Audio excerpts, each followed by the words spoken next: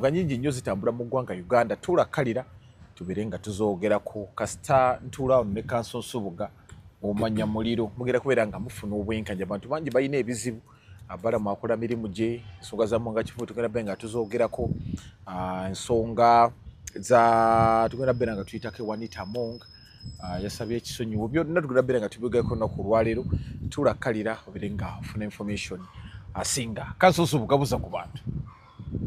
Sebo webale nnyo abatulaba mbalamusizza mwebale kutulaba naye abantu bakwagala megato abantu bakwagala naye nga njagala nkuloopere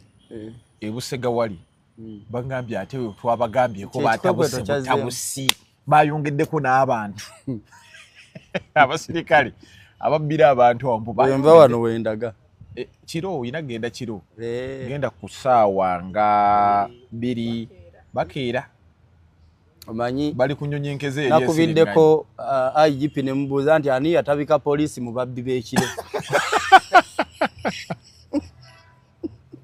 tukimanyi ekiro wabaayo ababbi naye ate kakati poliisi yeetabika mu babbi b'ekiro baaba ababbi bali mu poliisi era njagala kubuuza kibuuzo kino ani yatabika poliisi mu babbi b'ekiro okusanga yakagaba kitunyo okusanga kifeesi omanyize leka nkubulire nze ebintu ebyange okusanga omusirikale osanga kifeesi nze ebintu ebyange sibyogerera eyo mu nkukutu newe mba njogedde na muduumizi wa poliisi oba waaki nzija nembyogera wano kubanga nze soogera bintu byakyama kuddaawo nti ate tulina byetu sikukuta na mukungu wa gavumenti yenna so byakagaba alina otunyonyola ani yatabika poliisi mu babbi b'ekiro oba babbi beetabika mu poliisi oba poliisi yeetabika mu babbi kati ye ayina okuvaayo ng'omuduumizi wa poliisi atunyonyola abadde tabimanyi bwe buvunaanyizibwa bwe kutegeera bannayuganda kubanga obuvunaanyizibwa bwe mu article ye 212 kukuuma bannayuganda na bintu byabwe kakati olwo oba okuumye okutte poliisi yo gitabiseemu ababbi kubanga nakitegedde nti poliisi gundi eno adumira poliisi mu Kampala n'emiriraano agabana ku munyago guno bana abapoliisi gwe bajja mu bantu bagutuusa bwe bamala okugira ekibondo kyabwe kati nga bagabana batandikira eri abapatulo nga baba wamwe musigala kati OC yaddako DPC w'egindi mwe bakoledde ekikwekweto katugeze Busega bannateeto baweekyengera nga bamuwa nga obambuka RPC aliwa nga naye bamuwa kati simanyi oba RPC agenda eri ewagundi ewagundi wabyakagaba oba agenda ewona adumira ebikwekweto mu Kampala Franka Mwesigwa namuwa kati sinaba kutegeera ndi mu kunoonyereza abo tugenda kubayoola abo ab'ebusega genda ku ssaawa 2 bwefuula omuntu wa bulijjo okwata era nze bwe ntyo bwenkola oteekemu omummonde muno oteekemu obuti bw'obunyama nze bwe ntyo bwenkola bagenda osooka okulya kati mbavube nabo bakitegeere kubanga tetukyayagala kutulugunya bannayuganda nabagamba nti omulimu gw'enkola omunene mu Uganda kulwanyisa bubbi na bulyake mu bitongole bya gavumenti byonna njagala buli munnayuganda afune obwenkanya mu bitongole bya gavumenti okitegeere kubanga ebitongole bya gavumenti badde bifuuse ekisekererwa nga buli omuntu wagendayo bali banguzi ono simanyi ono yabbye kino ekayunga twakutte basatu ababadde bakulira akakiiko akagaba emirimu ekayunga abo bali mu kkomera kati ate nabagamba buli akwatibwa teri bbeiro ate bano bayinginiya bo bebawumuzza ku mirimu nga bakalya biliyoni 5 saawa yonna batwalibwa mu kooti essaawa yonna okuva kati bwenjogera batwalibwa mu kooti waliwo ne gwe twavubye okuva e Kenya yabadde yadduka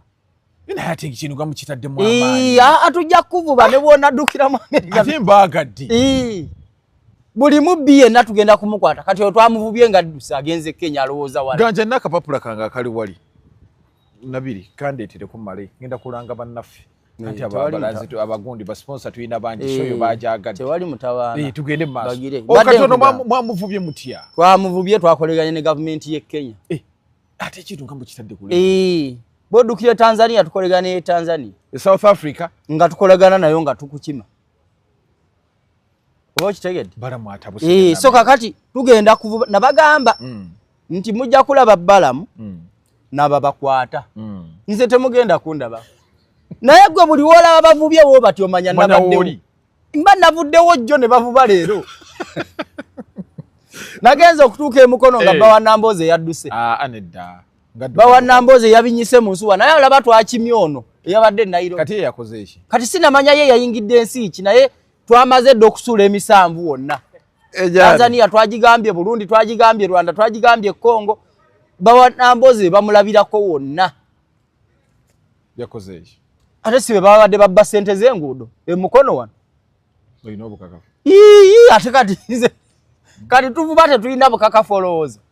Bawanamboze kyavadde aweereza bana mutojera babye ssente z'enguudo emukono Bawanamboze ne balyoka bagula sino twakanga 10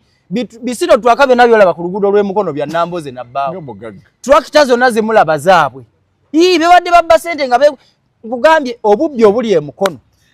bakolegana ne Kaawo bakolegana ne batawunikiraaka okitege contract ne batwala ne contract nga batwala contract mu bumenyi bw'amateeka gwe badde okimanyi nti badde bafuna contract nga bamaze kugulirira bakansala mu yiseewo zino ne baradisi ne bakwatagana kansala buno mu buyoole bubeera mu buvuyo ate ababaka ba parliament ya sawa yonna sigiyingira kubayoola bonna babbi eki njagala buli mubaka wa parliament natuuse ku parliament nenenyamira wabaddeyoko eggulu natuusewo nenenyamira twabawadde miliyoni nga buli mbaka gwobuuza agamba nazifuna dda miliyoni 315 naye ku parliament tewaliwo mmotoka eweza miliyoni 5 ebyadala mu lujala pala waliwo buno buvitiizi Katikkiro bwe yagamba weboleza mu sinki manyi gundi ono Rasta ono mumanyi ono wembale yafiira omane South Africa emmotoka gyavuga ogimanyi erimu n'omuddo anti bebo avuga zino tugenda kubavuba kamotoka kakadde naye yakamala ebisanja ebiwere ebina era namaze bwe navuddeawo ku parliament nasaze busazi omanyi office ya Ijiji etunudde mu mulyango gwa parliament nasaze busazi nenyingire wa Ijiji nemuga nti bano bakuvuba bano kati Kamboze ekiwandiiko wekiri nti kasaba kwa miliyoni 315 inagula mmotoka ejja mu sente yeteeko inogula bakuwa sente za kugula mmotoka ejja mu sente ezo bo bagula vitizi buno boboleza mu sinki buno kati njagala kaliso wa government omayo babuyita mukyala wa Mpomera babagulira obo mmotoka omukyala wa Mpomera n'akamugulira era omukyala akoleza mu sinki ngera waali omukyala wa waka wowe tuli kati njagala buli mubaka wa parliament atwale emmotoka ye wali wakaliso wa government value agibale bwe batejja mu sente ezo okomyewo balance nkeretanyi tanagula atambulira ku board ffe tuzaagala sente oba atambulira ku boda yamanyi nabawadde wiiki egi emu nga bonna bamaze okugula emmotoka kubanga bonna bankakasiza nti sente bazifunye era n'ebiwandiiko parliament yabimpadde ebikakasa nti sente bazibawa bazireceive baziteekawo kubanga kyemulina okumanya bannayuganda bino ebitongole bya gavumenti ebijjudde abalyake n'ababbi njagala mukimanye waliwo etteeka mu ssemateeka w'eggwanga libayita access to information munnayuganda yenna osobola ogenda mu kitongole kya gavumenti n'osabayo ebiwandiiko n'ogamba Diana atwire nti wasaba pulezidenti obuwumbi 9 bwakulwanyisa covid tuwe embalirira n'obisa teeka likuwa obuyinza munnayuganda okitegeera so bano ababbi ba ssente bonna kati nze wemba kwasiza buli gwe mulaba tuvuba tumala kumubuuza zino zakoze eki waliwo betuyoola n'atuganda akaguudo kali mu kalaba twayisaawo tractor neyita tebuganda yesebo akaguudo sente ze twakuwa muteekeko empingo ono naye bano abantu beetaaga kukwata ebintu bye byonna ne babitwala ne babitunda kyetuliko obubbi bubadde era ababaka ba parliament babadde bankubira eyo titwabadde ne wa Genosale naye n'atugamba talina kyasobola tukolera nga tusaba ekisonyiwo kya Anita Amongi mumuleke yeetike musalaba era njagala kwebaza Genosale bwe yabagambye oli mumuleke yeetike musalaba gwe mwe si mwe mwabba ssente muleke yazibba yeetike omusalaba gwe yes government eno tesiima Anita Amongi ku bintu bye bakoledde ebiriwa anoonya akalulu n'akola ki ebiriwa sente tazifulumiza ggwanga zitadde mu ggwanga naye bano Anita Amongi yasoose okuba tazifulumiza ggwanga naye yazibba kyekikulu yazibba oba teyazibba yazibba yes kakati omubbi mumanye bimukolebwako tebababulira ngeri ya kati memuleke kuzunga sima mugende wa Genosale sima mugenda wa tewali kye mugenda kufunayo abaka ba parliament abavetteeso mukiikirire bantu bamwe abeteeso buli mbuze bere ku nkondo yaayo Anita Amongi mubbi mumuleke eti ko musalaba gwe ogwo bubbi leka nkubulire tetukyayagala kuzanyira mu ssente za gavumenti banna Uganda babonabona nnyo omanyi nti amafuta olede gali waggulu olutalo lwa Iran naye mu mbalirire eno buli lita gavumenti yajongeddeko nusebe bibiri ezo ssente ezo gana amazzi goli mu kunywa kati ezo ssente ogwo musolo naye wasasudde omusolo gwe kasawa gaguze ekyawedde sukali kaso omugula kiwedde kasoli nya board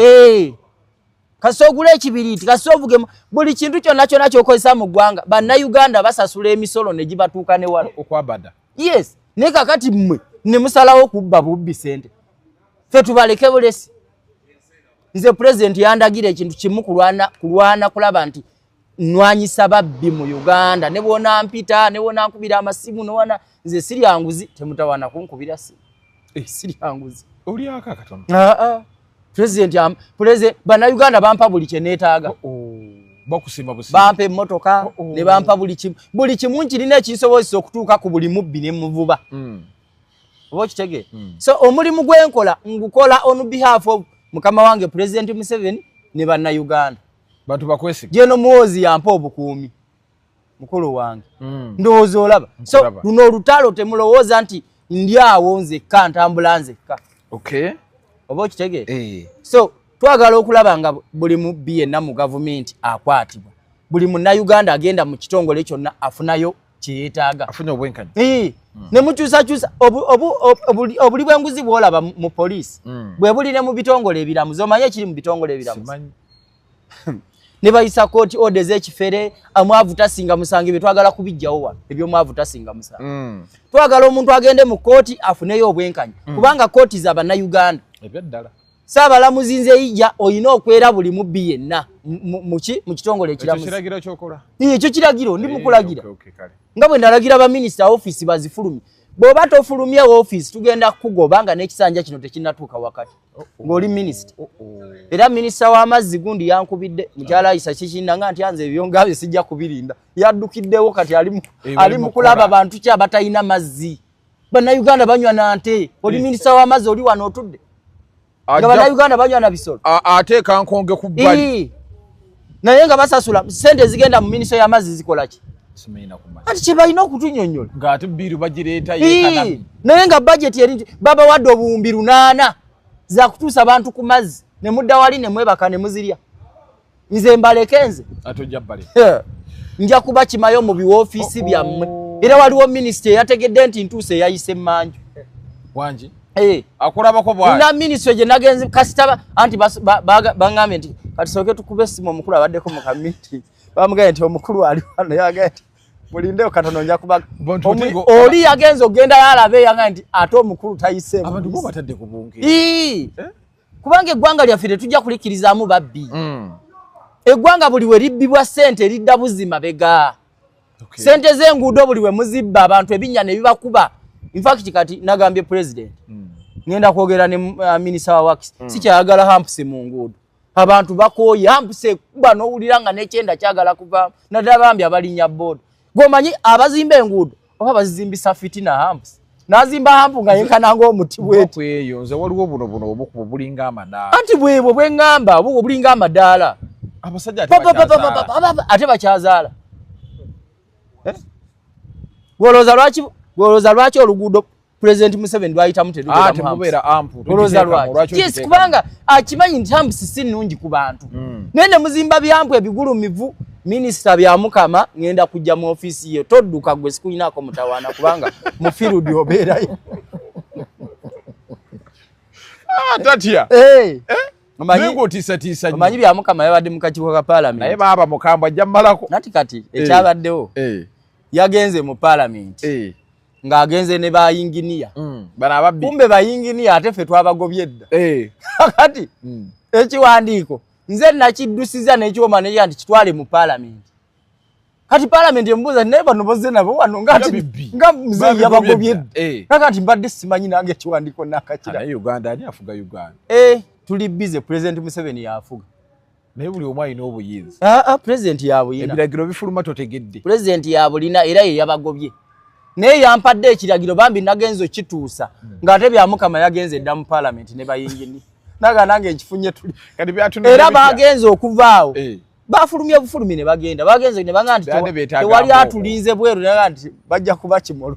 Ai jiji yabadde yabateezedde. Tugenda ku nsonga za Mwanga Kivumbi. Naye nga tetunazigendako kambajukize banaffe aba Buddo German School tugamba nti no tusomesa olulimi Olujamani wamu n'Oluzungu because tumwongeramu Olujamani mu mwezi gumu oba okuba bulati ng'omusezi alinaanye limba. Abantu bangi baagala okugenda mu Germany naye okugenda mu nsi nga eya Germany okubeera ng'omanyi olulimi. Ffe wano ku Buddo German School tugamba nti no jangu tubeere nga tukusomesa. Era waliwo munnanga ali Germany eyo. Naye abadde amazeeyo mwaka mulamba nangamba golooza ndi eno nkola ne mugamba ate lwaki nangamba eno kati ndi mu kusoma nina okumala okusoma balyoke bampa omuli kakati wano ovaawo ng'otuuka butuusi ku mulimu kukola kati sente meka zaafiiriddwa okugenda nga tamanyi ali erimbwa asoma ne Kakwenza akyasoma okuva lwe yagenda. Kakati tugamba tino tulina levels esatu tulina level A1 level A2 ne level B1 ajangu osome olulimi Olujamani obeere nga ate otegeera ki ekigenda maaso mu nsi yonna. Akuziru 755 kaga mu 300 amwende mugambe 0755 kaga mu 300 mwenda emu oba 0785 03 nyamwenda emunya ngambe 0785 03 nyamwenda emunya. Tusangibwa Buddo okumpi n'essomero lya Buddo SS awo tuli muje musome olulimi Olujamani ate ensonga zibeere nga zitambulira ddala bulungi nnyo. Basomesa ne ku online.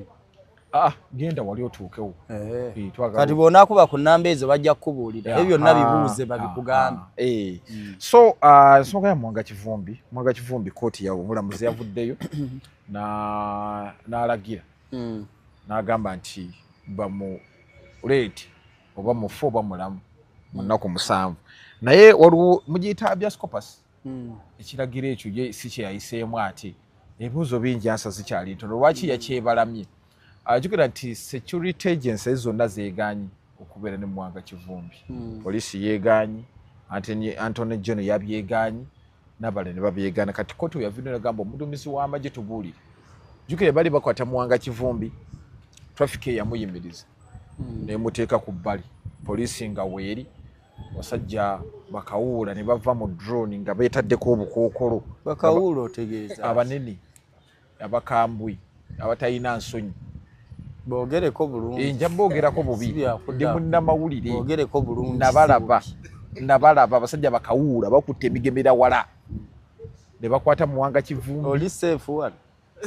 Ne wakyo ntiisa ngenda kukolera mu bundi. Kale abasajja abalungi ennyo ab'ebyokwerinda.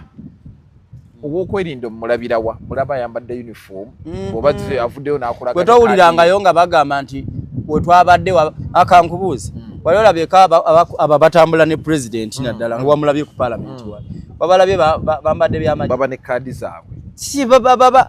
mu masuuti tebaamulagaako na kaadi wadde kaadi baali bagiraze ba poliisi kuba poliisi yaliwo. Poliisi oba yaluka olukwata poliisi yeemanyi nti abaamutwala baali babyakwerinda. Lwaki yeegaana okubeera naye? Anti poliisi yagambye nti abaamutwala baali babyakwerinda naye si ffe tumulina si ffe ebitongole bingi aliwa anti ebitongole ebyokwerinda bingi. Ekiragiro kya kooti wakiwulidde? Kooti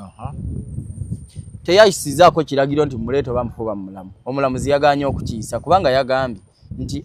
abandi badde balina Mwanga Kivumbi be twali tugamba bazze ne bagamba tebamulina.